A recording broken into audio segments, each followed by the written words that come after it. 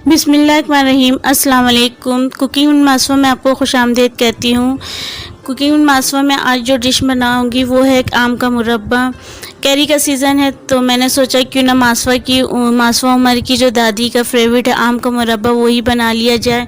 तो मैंने सोचा क्यों ना ये रेसिपी आपके साथ भी शेयर किया जाए। तो आए देखें मेरे घर में आम का मुरब्बा किस तरह बनता है। जो आम के मुरब्बे के लिए जो चीज़ें चाहिए वो आप नोट कर लें। मुरब्बे के लिए जो हमें सबसे पहले चीज़ चाहिए वो है कैरी 1 किलो। कैरी के साथ ही हम लेंगे चीनी 1.5 कप।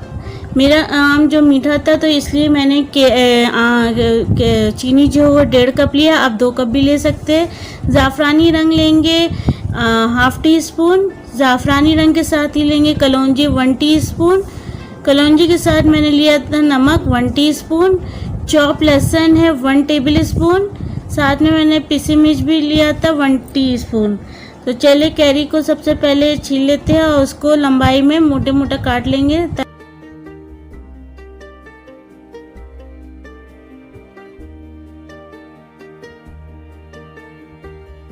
सारी कैरियों को हमने कटिंग कर लिया। अभी हम इसे पानी में धो लेंगे अच्छी तरीके से। जब तक मैं कैरी को धो रही हूँ और आपने मेरे चैनल को सब्सक्राइब नहीं किया है तो रेड बटन पे क्लिक करें, सब्सक्राइब करें, साथ लगे बेल आइकन पे क्लिक करें ताकि मेरे नए आने वाले वीडियो का नोटिफिकेशन आपको मिल सके।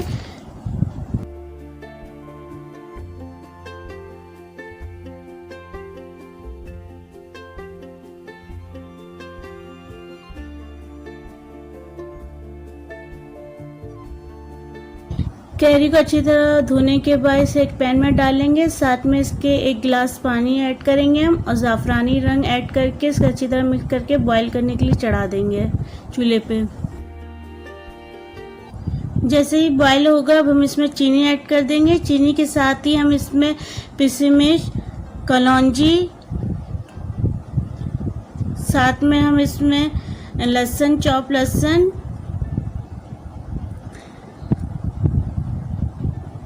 सब ऐड कर, नमक, सब चीज़ें ऐड करके हम इसे अच्छे से मिक्स करके फिर इसे पकने के लिए रख देंगे। जब तक पकाएंगे जब तक इसका शीरा गाढ़ा ना हो जाए और ये आम गल ना जाए।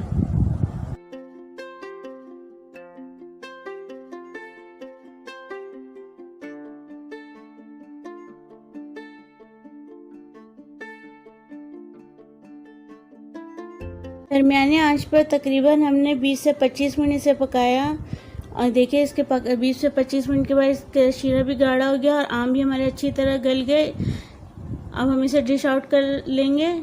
मैंने आम कैरी के साथ कैरी की जो गुठलियाँ होती है वो भी ऐड किया था इसमें। अब तक आपने मेरे चैनल को सब्सक्राइब नहीं किया है तो रेड बटन पे क्लिक करके सब्सक्राइब करें और साथ लगे बेल आइकन पे भी क्लिक करें ताकि मेरे नए वीडियो का नोटिफिकेशन आपको मिल सके।